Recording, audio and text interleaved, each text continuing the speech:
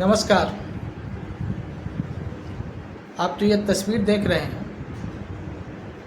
ये सुंदर कपल्स की जो तस्वीर आप देख रहे हैं, इस तस्वीर में आपको देखने पे तो लगेगा कि कितना सुंदर तस्वीर है और कितने सुंदर कपल हैं। मैं इसी तस्वीर के बारे में बात करने आया हूँ। हे नारियों, हे देवियों, आप लोगों से एक अपील है। जब इतने सुंदर सुंदर वचनों से आपको नवाजा गया है, जब इतने सुंदर सुंदर टाइटल आपको दिया गया है, देवी, महालक्ष्मी, महागौरी, माँ दुर्गा, इन सब का रूप आपको बताया गया है, तो क्यों पिशाचनियों वाले काम कर रहे हो?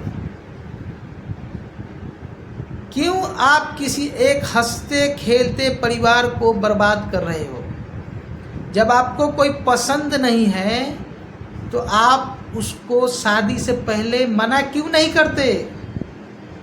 आप अपने परिवार में इस चीज़ को क्यों नहीं बताते? और अगर आपका परिवार ज़बरदस्ती शादी कर रहा है तो आपका विवाह जिस परिवार से हो रहा है उस परिवार वाले को क्यों नहीं बताते कि मैं आपके बच्चे को नुकसान पहुंचा दूंगी क्योंकि मेरा अफेयर किसी दूसरे व्यक्ति से है? कब सीखेंगी आप लोग? आपने दुनिया का हर चीज़ सीख लिया लेकिन ये नहीं सीखा अभी तक।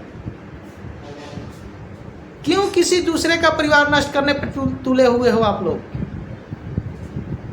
और मैं उन माताओं और पिताओं से भी कहना चाहता हूँ कि अगर आपकी बच्ची का अफेयर या प्रेम किसी व्यक्ति से चल रहा है तो आप अपना इज्जत बचाने के चक्कर में किसी दूसरे व्यक्ति पर अपने जिम्मेदारी को ना थोपे। आप उससे अच्छा है कि उसी लड़के से आप अपनी बच्ची का विवाह कराएं, इससे आपका कोई इज्जत नहीं जाएगा। और कोई जाति ये सब मत देखिए, क्योंकि अगर आपने अपनी बच्ची का किसी दूसरे व्यक्ति से विवाह करा दिया तो वो व्यक्ति की जान खतरे में है। कोई व्यक्ति इसलिए शादी नहीं करता है ना कि वो शादी करने पर उसकी मौत आ जाए, लेकिन अभी तो यही हो रहा है ना, एक के बाद घटनाएं बढ़ती जा रही। तो प्लीज, अगर आप लोग को लगता है कि आपका बच्चियों का विवाह उससे नहीं होना चाहिए तो आप किसी और से भी क्यों करवा रहे हैं? प्लीज इस पर ध्यान दीजिए, नहीं तो पति और पत्नी का जो खूबसूरत रिश्ता है वो समाप्त हो जाएगा इस दुनिया में। लोग एक दूसरे पर शक करना शुरू कर देंगे, पति अपनी पत्नी पर शक की नज़र से देखेगा, कोई भी काम को, उसको कोई भी बर्ताव को नोटिस करेगा बार बार। तो प्लीज़ ऐसा मत कीजिए, इतने सुंदर रिश्ते को कलंकित मत कीजिए, उसे खराब मत कीजिए। प्लीज इस पर ध्यान दीजिए। आप अपनी बच्ची को अगर ठीक से देखना चाहते हैं तो उसका उसी जगह विवाह कीजिए जहां उसका इच्छा हो, नहीं तो वो तो अपना जीवन सलाखों के पीछे काटेगी और किसी अच्छे खेलते परिवार को नष्ट कर देगी।